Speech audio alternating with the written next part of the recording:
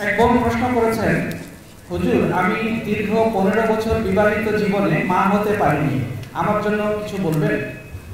আপনাকে বলবো যে দোয়া করেন ইব্রাহিম আলাইহিস সালামের, দোয়া করেন জাকারিয়া আলাইহিস সালামের, আর দোয়া করেন রহমানের বান্দাদের। কোরআনে কারিমে নেক সন্তান চাওয়ার জন্য, সন্তান সন্ততি চাওয়ার জন্য এই দোয়াগুলি রয়েছে। ইব্রাহিম আলাইহিস সালামের দোয়া কি? রব্বে হাবলি মিনাস সালিহিন। জাকারিয়া আলাইহিস সালামের দোয়া রব্বে হাবলি মিন লাদুনকা যুররিয়াতান তাইয়্যিবা ইন্নাকা সামিউদ দুআ। আর রহমানের বান্দাদের দোয়া সূরা ফুরকানে রব্বানা হাবলানা মিন আজওয়াজিনা ওয়া যুররিয়াতিনা কুররাতা আয়ুনি ওয়াজআলনা লিল মুত্তাকিনা ইমামা। আর যদি তারপরও দোয়া 3 রকমভাবে কবুল হয়, হয়তো আল্লাহ ছেলে মেয়ে দিলেন না, কিন্তু অন্য দিক থেকে অনেক কিছু দিয়েছেন, বা আপনার দোয়া অবশ্যই কবুল হয়েছে, না হইলে কমপক্ষে এই দোয়ার পারিতোষিক প্রতিদান আপনি আখিরাতে মহাপুরস্কার আকারে পাবেন। সুতরাং বড় বড় নেক বান্দারা অনেকে নিঃসন্তান ছিলেন।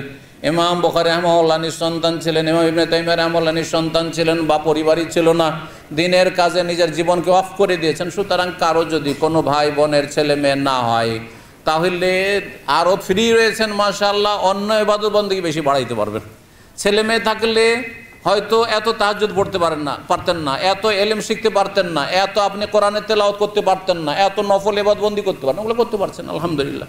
তো আপনি সবসময় দেখবেন যে তাতে অন্য একটা দিক রয়েছে যেটাতে আপনার কল্যাণ রয়েছে। আল্লাহ তৌফিক দান করুন।